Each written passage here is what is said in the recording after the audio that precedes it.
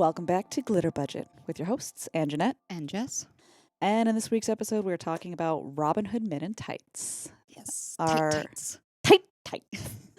Another Mel Brooks special came from the year 1993. Yes. And we thought it would be a fun little tidbit to do events that happened in 1993. Yeah. 93 was a relatively busy year. It was, mostly for Czechoslovakia, but we won't talk about that. No. But that was the year that Bill Clinton was sworn into office as the 42nd? 40-something. 42nd. So it's Clinton? Because Bush was before him. Yeah. Then it was Clinton. Yeah. W. W. Obama. And then What we have now. Cheeto. Yeah. Okay. So 42nd. 42nd? Yeah. Yeah. Because they call what's-his-face 45. Sure. Yeah. All right. So yeah, Bill Clinton was inducted into the Hall of Fame of Presidents. Inaugurated? Yes, There you go. inaugurated. He was inaugurated and I think we had one of the most scandalous, not one of the most, but definitely a scandalous presidency of so many good quotes. Yeah. I did not have sexual relations with that woman. I did not inhale. Oh, what we wouldn't do to have Clinton back. Please. In a retrospect. I would accept W back at this point. Oh my God, yeah. Right? Like if we had to choose between could have Obama back too. Yeah.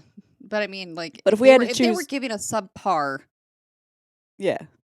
Yeah. Or of the last 20-some years. Yeah, 20-some years. Like, let's go with Anybody else? literally.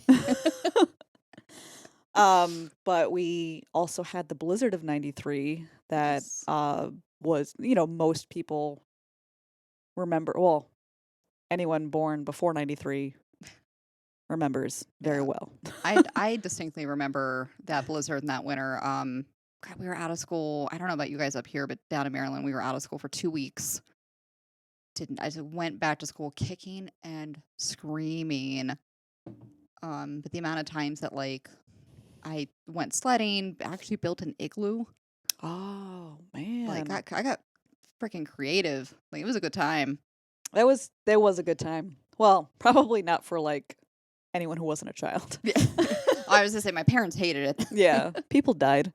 Yeah. But yeah, I was actually talking with Steve the other day. I was like, remember when we had seasons as a kid? We had I remember as a kid distinctly remember summer being summer. It was the summeriest summer every summer.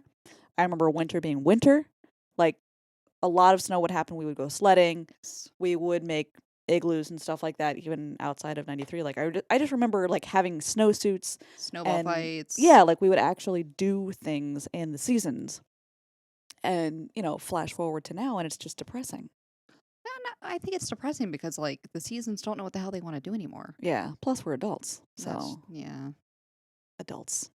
Air quotes. Heavily air quoted. I do remember that because when it does snow, there's this past winter we didn't really get any snow. Yeah. It was a couple ice storms, maybe an inch or two here and there.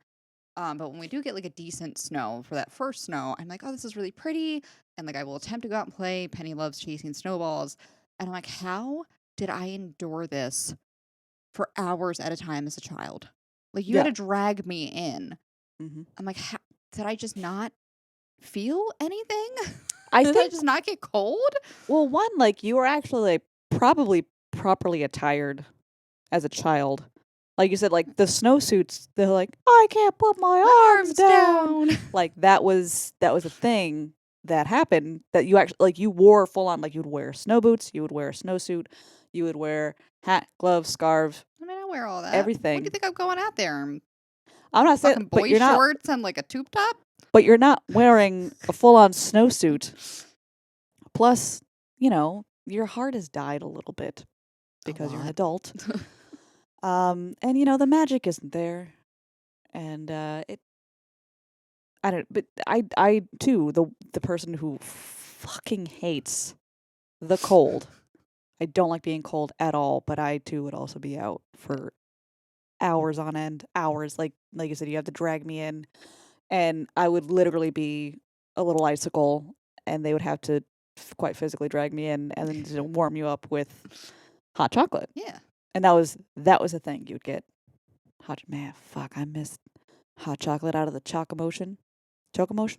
What? It was a hot chocolate machine that you'd put milk in, and through it would slowly heat up milk by just like spinning it around. Okay. And then you would add in special cocoa powder, and that was the best hot chocolate I had ever had in my life. I've never Fuck heard of Swiss it. Miss. The Chocomotion, that was the tits. I've never heard of it, but even though it's starting to get warmer out, I still drink Swiss Miss at work. I don't know why. I got very upset when my office manager, Kyla, thank you, Kyla, for getting me the Swiss Miss. I put in a request when we were doing an office order of like, I would like some hot chocolate. And we've always gotten Swiss Miss with marshmallows. And she got fucking goddamn Dunkin' Donuts cake cup fucking garbage. And I was very upset about it. I was just like, what is this? So the next order, she got me a box of Swiss Miss, and then she wrote on it, like, are you happy now, Jess? Yes. You have pleased Yes, me. I was.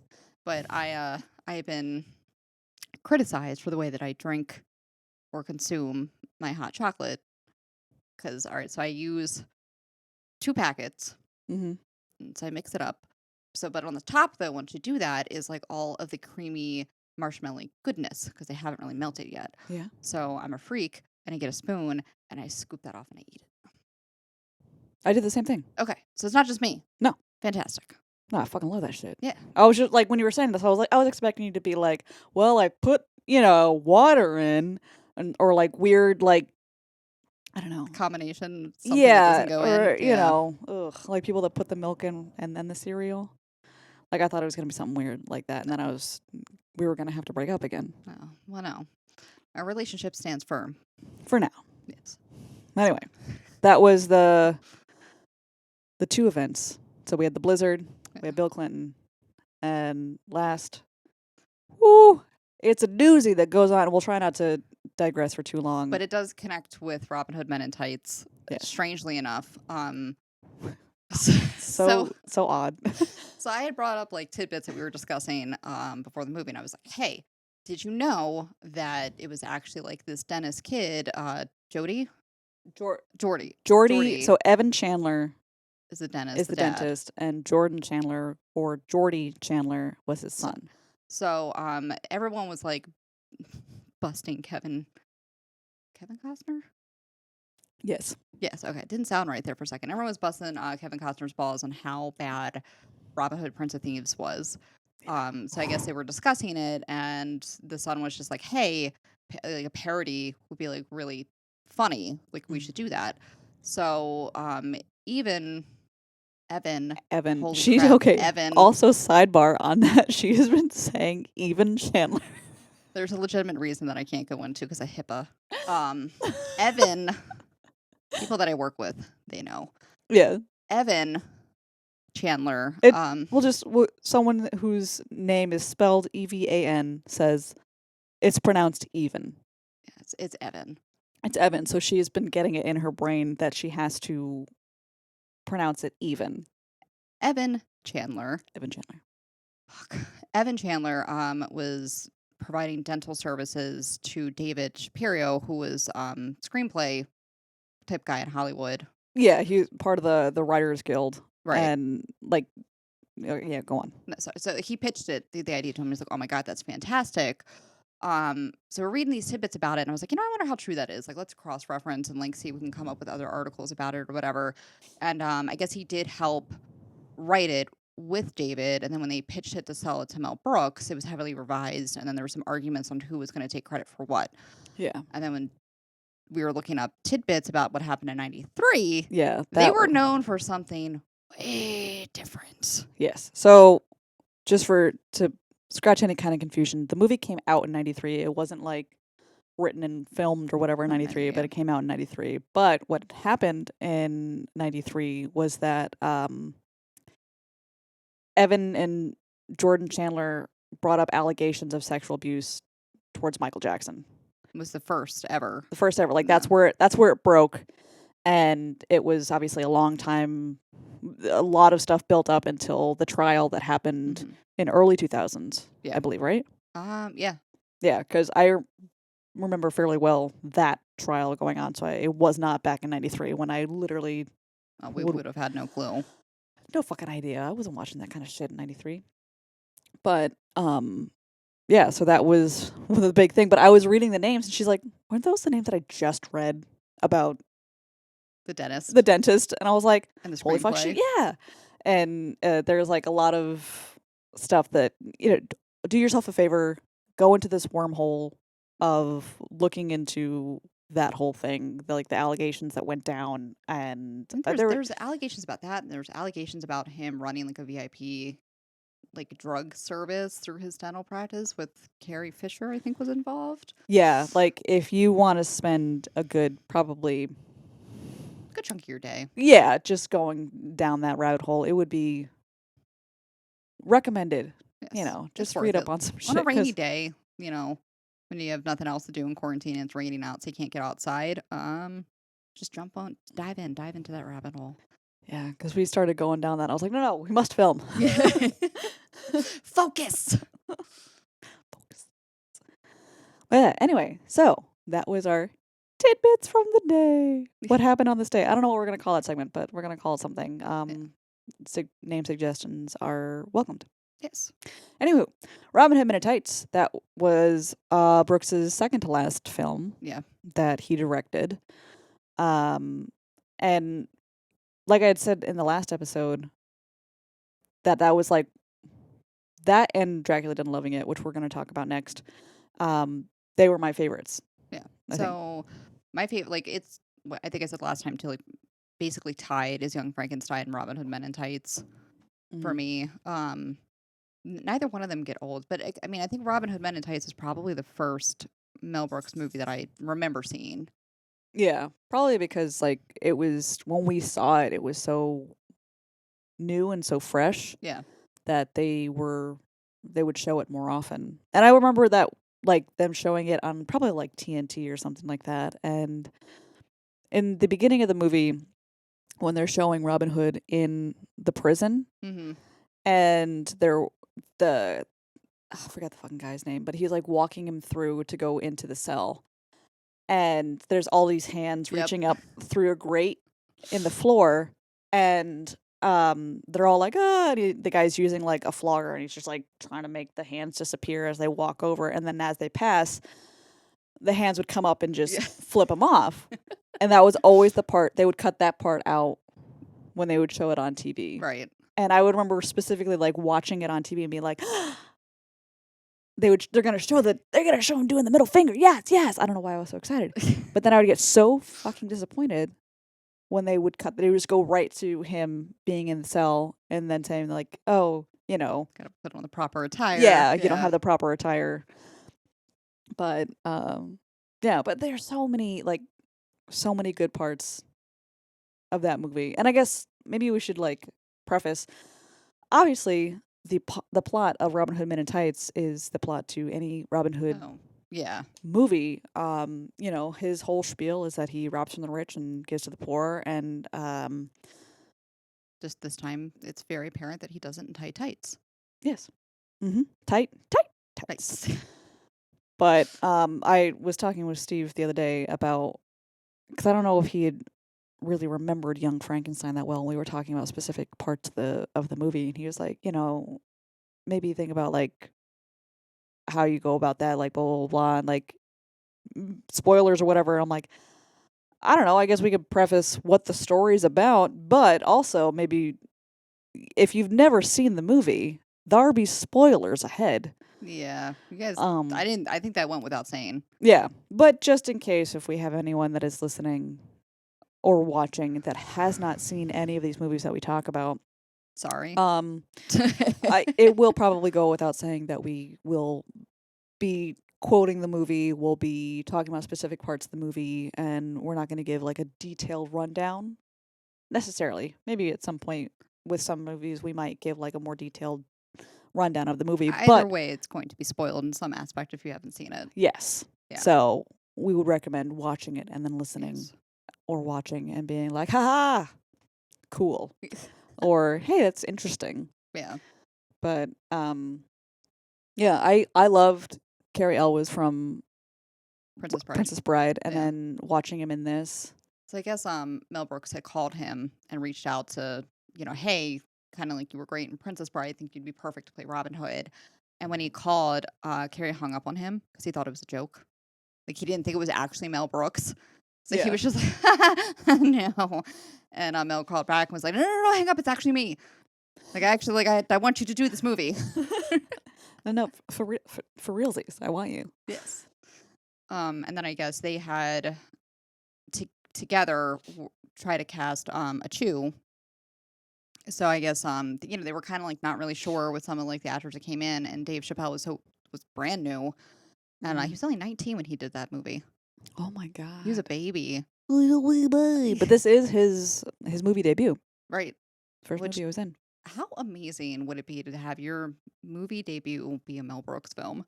I would literally shit my pants. That was like when I was younger, that was all I wanted to do. I wanted to be in either a Mel Brooks movie or in a Joss Whedon anything. Oh yeah.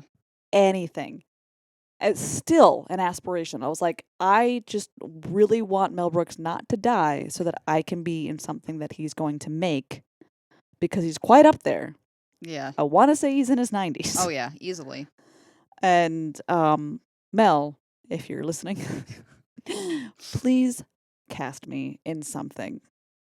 Come out of retirement at the ripe old age of pushing 100, just so she can have her moment. Just think of me, okay? Think of me for once. But I guess the second that he started running through his lines, they were like, "Yep, you're it." Like no question about it, no callbacks, no like, "Hey, let's do this again." Like that was it for him, and I can't see. It's kind of one of those things like after you see a movie, especially the one that you really like, you can't see anybody else playing those roles. But yeah, I mean, he was so perfectly cast. That was like, I loved his character, him and Blinken. Oh, Blinken Was one of the people that stole the show. Oh yeah, not like literally, like, but they kept up the whole blind like if you watch it, you see that he probably like legit, because his sunglasses are so opaque that you can't really see what his eyes are doing. So he might literally have his eyes closed, because he's like, everything that he does is such like this what I'd only assume a blind person would do. Yeah. But it is kind of like a caricature of a blind person, obviously. Because they keep it up throughout the dance scenes and everything. Every scene, someone's like pulling him, pushing him, whatever. And when they go to Prince John's little like feast or whatever, and he's there like fighting the pole. Yeah. I mean, he's going to town on that thing, and oh my god! Still to this day, I giggle because it's so funny. The little chipmunk sounds. Like, it's so funny. I love it. But I loved. I mean, I love reading all like the tidbits behind the scenes and stuff. But I feel like there's a trend that I'm starting to pick up with Mel Brooks, kind of semi-torturing the cast. So not to the extent of who's the guy that did Eyes Wide Shut and Clockwork Orange? Oh, Kubrick. Yeah, Kubrick was awful to work with, especially if you were female. Yeah, so he wasn't Kubrick level, but I think he did have a certain level of like, I need this to happen. Yeah. If you could make that happen. So there was something about, and I'm not really sure why, but there was something about him like being really adamant on filming on time. So basically, like we're allotted X amount of months to film. Like we're making our deadline. I can understand that, like production wise, like money wise. Right, but he pushed it to the extreme, to the point where Richard Lewis, who was the actor for Prince John, poor guy contracted hepatitis A, and ended up in the hospital with a fever of 106, which how he literally didn't fry his brain. I don't know how his brain didn't boil out his ears. But obviously all the hepatitis viruses, they affect your liver, so he was like jaundice. He was like really, really, really sick, and I guess he only had one scene to do before they were like wrapping everything up. So Mel Brooks found out what hospital room he was in, called in, was like, listen, I have a plan. We're going to get a stretcher. We're going to put you on the stretcher. We're going to take you to the set. We're going to prop you up. We're going to do your scenes. It's going to be perfect. We'll take you back to the hospital. We can wrap this thing up. He's like, no, I am dying. Quite literally. Yeah. I'm fine. Mel Brooks called him back 15 times trying to get him to commit to do this. And he's like, you are insane. No, thank you, sir. Yes. I had a good day. So between that, like torturing the poor stuntman and Spaceballs, yeah, 3rd-degree burns, shrug it off. We need to do another take. Fuck you. Oh, yeah. And what you were telling me about how he wanted Cary Elwes he had 3 shots to get a bullseye. Yes. In the scene where he's showing the villagers how to shoot a bow and arrow. No, it was I don't think it was that scene. It was the scene where he was in the contest. The contest. How could that be? Because like the only shot. So when you watch it, the only shot that is continued, like it's one take. It never breaks away from him. It's that take with the villagers, which would make sense because he's showing them. He's like, breaking down how to shoot a bow and arrow, and you can see Cary Elwes with a bow and arrow, and he shoots, and he hits literally center of the bullseye. Yeah, no, that perfect. You are correct. But with the contest, like the camera's like facing him. It's not like behind him. So if it was the other scene, I'd be like, well, he wasted a scene. Yeah, you are correct. That makes so much more sense. But he was like, all right, 3 takes. You could do this. It's like, are you serious? Just 3? Okay. Yeah. He got it on the 3rd. He was like, thank God. I could only imagine. Thank God. I mean, I guess luckily it was only 3. Can you imagine, like, take 52? Would you be like, all right, Cary, seriously, are you fucking kidding me? Literally body double. Yeah. Come on. Well, I guess they had, one of the things that Mel Brooks wanted to do, even though it was a spoof and it was a comedy, was he wanted everyone to train in hand-to-hand combat, sword fighting, like the whole 9. Mm-hmm. And for Cary, like, he had already done fence training for Princess Bride. A lot of it, like extensive fencing training in Princess Bride, to the point where like those scenes between him and Mandy Patinkin were like legit. Right. So I guess it was Victor. I apologize if I got your name wrong. Victor Paul, I believe, was brought in to train them, and he did work on Die Hard and Armageddon. And they were like, we didn't really need to train him on how to like actually use the swords. More or less, just here's like what your scene is. Like here's how it's going to play out. Like the choreography. But shooting a bow and arrow was brand new to him, so he did like get some training, but not enough to be confident enough to be like totally get this done in 3 takes. Fine. Yeah. Shit. Yeah. It was probably, no offense to Cary Elwes, I love you, but it was probably a lucky shot. Oh, I'm sure, but yeah, it looked good. He got it. It's whatever, and it worked. Yeah. What I thought was kind of interesting, and I think we had kind of talked about this before, that when you compare this movie to Dracula Dead and Loving It, his last 2 films, like this movie is still kind of like the other ones, where it's pretty spoofy throughout the whole thing. Like there's a lot of silly things that go on, and like obviously when we talk about Dracula Dead and Loving It, we'll go more into it, but like Dracula Dead and Loving It, not so much. Yeah. It was fairly straight. Like obviously there were spoofy things in it, but not nearly as many as in every other film that Mel Brooks has done. Yeah. So like when the people are getting, like, they're going to the feast that we were talked about earlier, they have valet parking for the horses, and the guy comes like he's putting on like a bike lock on his horse, but it's just a big thing that he puts over the horse's head, and he still locks it. But like, spoofy things like that, or like the rent-a-wreck on the back of the horse, and just all that kind of stuff. Like, it's all silly, goofy, spoofy things, and then when you get to Dracula Dead and Loving It, not so much. Not much. I don't know. I had somewhere I was going to go with that. It's gone. We'll get to it. But let's talk about the fact that this was pretty much a huge spoof on Robin Hood movies, and almost in particular, Robin Hood, Prince of Thieves, which the funny thing that we had looked up was there's different dubbed versions throughout. Like there's like a French and Italian version, a German dubbed version. In Brazil, I think. Yeah, there's like many dubbed versions, and they each have their own jab at Kevin Costner's Prince of Thieves. So, in the English version, the scene where Robin Hood is talking to Maid Marian, and Prince John is like, "Well, why would the townspeople follow you?" And Robin Hood said, "Well, unlike other Robin Hoods, I can speak with an English accent." But in the other dubbed versions, it was like, I think in the German version, it was like, "Unlike other Robin Hoods, I have a shapely bottom."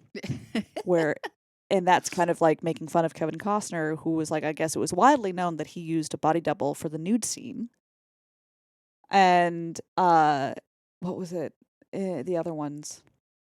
There was that one. There was.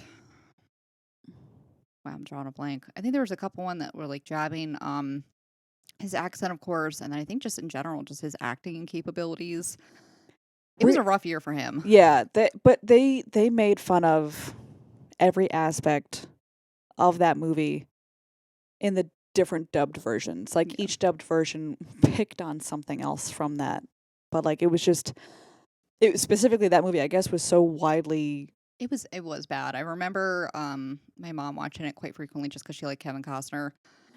It was bad. It was particularly rough. And then and it was Sean Connery was in Prince of Thieves as King Richard. So yes. I guess he wanted to come back to portray that character, which is like 5 minutes at the end of the movie. But he had hated it. He had hated the reviews, so he wanted to come back to reprise that role as a spoof, and he wanted to do it with like a thicker Scottish accent and in drag. But he wanted $1 million to do that, and they were like, "No, thank you." Love you, Sean, but we can't. But I found the thing. It was viewers who saw both movies in a dubbed version couldn't get this gag. The gag saying like, unlike other Robin Hoods, I can speak with an English accent. And I was incorrect, saying for the German dubbed version, the gag was changed to because I, unlike some other Robin Hoods, do not cost the producers $5 million. The German word kosten was also pronounced to sound a little bit like Costner, and I'm sorry if I'm butchering that word.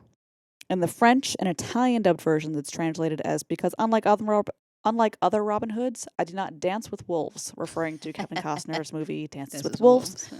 In Quebec, the translation becomes because unlike other Robin Hoods, I accept to wear tights, which refers to the fact that Costner didn't wear tights in the 1991 movie. In the Hungarian version, this is the one, he says, because unlike Kevin Costner, I have a shapely bottom. Like they actually call him out. Wow. A reference to the infamous fact that Costner used a body double in the nude scene. These are all, we get a lot of our, this trivia fact is from IMDb. So if it's not correct, blame IMDb. That's where we're getting it from. They're pretty reliable source. Though. Yeah. Yeah. But I just think that that's funny. Like, even if it's not funny, just the fact that someone would go so far as to hate Kevin Costner that much, and in that movie particularly. He also did Waterworld, didn't he? Which was also like terrible. Yeah. It was early 90s was not a good time for him. Like I said, it wasn't. I think Dances with Wolves though wasn't that was received pretty well. I thought so. That was before everything else though. So it was just kind of that was 1990. Okay, yeah. So that was his peak. What was the last thing Kevin Costner did? The poor guy. Couldn't tell you. I don't know. Who cares? Such a bitch. But yeah, so you were saying when wow, why am I blanking so bad? Rottingham fell through the roof and ends up in Latrine's bed. Mm-hmm. That was all improv, right? Yeah, they'd improvised. Like, I think the fact that she was going to try to touch him, you can kind of see when you watch that scene that she's trying to go after him, and he's like, oh my god, I've got a headache. And then she turns and she's looking like a Mel Brooks trademark is breaking the fourth wall. Yes. And a lot of characters in this movie in particular do that. So she's looking straight at the camera and she's like, I was this close. I almost touched it. Yeah. And she, like, they they cut it right before it looks like she's about to crack up. Right. I don't think I would have been able to hold it together. No. And like her in that getup, like I think this is around the time where Tracy Ullman had her own kind of like variety show in a way. And I do love she's like one of those character actors, and I think that's why in particular they put her in this huge getup. And her scene when she's with Prince John and Prince John is like, what, you changed it to latrine? She's like, yeah, it used to be shithouse.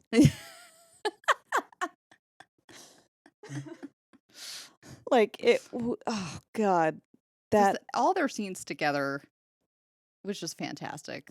Yeah, it's just where she has the cutout of him. I keep a likeness of him in my boudoir. Love a man in uniform. Yeah. I always wanted to marry a cop. The fact that the lifesaver is an actual lifesaver. Yeah. I have a pill that could save your life. Also, in this movie, there are a lot of characters and actors that were taken from this movie that were also used in Dracula Dead and Loving It. Yeah. Amy Asbeck, who played Maid Marian, Matthew Peretta, who played Will Scarlett O'Hara.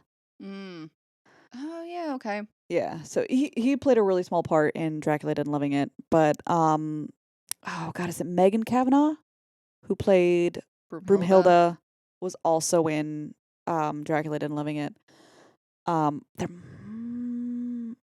There was one other. There was like 5. Yeah. Total, I think. Mark Blankfield, who Blinken was in Dracula Dead and Loving It as well. Was he? Yeah, he was the orderly type guy. Oh, okay. Yeah. All right. Yeah, I think that's, again, like one of the things that fell short for Dracula Dead and Loving It is there's so many trademarks that is in a Mel Brooks movie, right? So breaking the fourth wall, him writing all like the lyrics to the music, acknowledging that they're in a film. So like in the very beginning when the town's being like raided, it's like, Mel Brooks, leave us alone. Yeah. They're like, every time they have a Robin Hood movie, they burn our village down. Prince John's mole is like constantly moves, which kind of pays homage to Young Frankenstein, where the hump keeps moving. Yes, but oh God, Walk This Way. Yeah. They do that in Young Frankenstein and in this movie when Sheriff Rottingham is like telling him like this way, and they're like mimicking his saunter. I think that's what was lacking in the other film, but it's just what makes it so good, though. Yeah, I loved when they broke out of jail in Africa, and there's like how are you going to get back? Just swim. And they showed the map of him just swimming over to England. I love the fact that Isaac Hayes had such a huge, like, in the beginning, they're like, Isaac Hayes, you expect that he's going to have a much, much bigger role than he actually does. And that's all he is in the beginning, like, a few minutes. And that's him. And he plays a sneeze, father of a chew. And, but that was a really good, they're like, we need to come up with a feat of strength. And he's like, now that there are 2 of us, we have great strength of feet. I don't follow. Yeah. I love that though, but I love how like they're on the beach and he's going through his whole like speech of how he's gonna, go back to England and reclaim, his titles and everything else. And he's just like, okay, if you don't go, you're going to miss the tide. Yeah, he's just like, Jesus. And later on, when he's doing the speech to all the townspeople about how they're going to take back Sherwood Forest, he has this whole like Churchill-esque speech, and then they all fall asleep. Yeah, but I loved like with the very thick with the spoofs of, the chew comes up and it's just like, hey, lend me your ears. Yeah, ears go a flying. Like, that's disgusting. Take a look around. We didn't land on Sherwood Forest. Sherwood Forest landed on us. Just like, what? Yeah. But there were like just so many good parts. Blinken, when he's the lookout. Blinken, what are you doing up there? Guessing? I guess no one's coming. Like his whole thing, and he's like, must be a ladder around here somewhere. And he finds the ladder. He knocks the ladder down, falls out of the lookout spot, starts brushing himself off, and he's like, I can see! And immediately runs right into a tree. And he's like, nope, I was wrong. I just feel like there were so many parts that they put him in situations that never should have been put in, like that when they gave him a sword. Yeah. I mean, when they all dressed up as women. Tip was off. And they're like, blink and fix your boobs. You look like a bleeding Picasso. And he goes and he feels himself up. And they're like, he has one boob up here, one boob down here. And he's like, oh. And he starts punching the boob to get into place. Oh, let's get out of these ladies' clothes and get into our tights. Although, if you were to watch this, like, if this movie were made now, you'd be like, this is so not PC. Oh, yeah. Yeah, like, you couldn't, that whole song about we're men Men tight. tight. Yeah. Tights. Like, we may look like sissies, we may look like pansies. At the end, they're like, we're butch. Like, you couldn't make that now. No. But, I don't know, I still laugh. It's still funny to me. I don't hilarious. Care. The whole scene where they run into the rabbi, which of course is played by Mel Brooks. Yes. It's just like, is that wine? It's sacramental wine. It's only used to bless things. There's plenty of things to bless. There's birds. There's rocks. There's squirrels. Let's bless them all until we get verschnicket. And just the fact, like, so when I was young, watching that scene in particular, I didn't really know what circumcisions were. So I was born in 88. This movie came out in 93. I probably watched it not too long after it came out. Yeah. Or like in the years to follow. So I was 5 when it came out. Probably watched it either around that time or shortly thereafter. No fucking clue what circumcisions were. No. So his whole bit about him doing circumcisions, I was also like the merry men going like, ooh, what is this? Still didn't get it. And they're like, oh, we put your little thing in here and then we nip the tip. I'm like, all right, so they nip their carrot. What's up? All right. Like, why is it such a big deal? And they're like, no, I already got one. I'm like, okay, so he's already. Wasn't until later when I was like, oh, I gotcha. I think even that the chastity belt. Yeah. I was like, I don't why does she need this? And then at the end where they needed the special key, somebody call a locksmith. Yes. Like, it's so, but when you watch it now, when you have like the knowledge that you have now, and you're like, the essentially what makes them a perfect pair is the fact that he has a key to her chastity belt. Right. How ridiculous is that? It's not that he has the key to her heart or anything like that. It's the key to the like. Yeah. It's. I remember when I got older and I rewatched it. Obviously, you pick up on that, which is absolutely ridiculous. And then just the irony of like, he didn't actually have the key. Yep. So they had to find a locksmith. So that begs like a lot of questions in and of itself. But like as an adult, when I was rewatching it, I'm like, she would have died from a kidney infection by now. She's also sitting in her own filth. Her bowels would have been impacted. Right. So I was just like, this is not realistic. Yes. But kudos to Amy Asbeck, who played Maid Marian, for where it did legitimately look like metal underwear. It didn't look like anything that was spray painted to look metal. It legit looked like she was wearing like metal underwear. Gotta get out of the tub. The thing will rust. Yes. Oh, God, that Broomhilda's character. There's a foul plot afoot. It's not mine feet. I just washed them. She tries to jump on the horse, and her horse is like, She's like, it's just like, what the fuck? If I was you, I would never do that again. Are we clear? Like the horse. But, yeah, so that's Robin Hood is up there among our favorites. Yes. of Mel Brooks. And I still, and we'll talk about this in a bit, in our next episode, like I still love Dragulated and Loving It. And we'll, like I said, we'll talk about it. But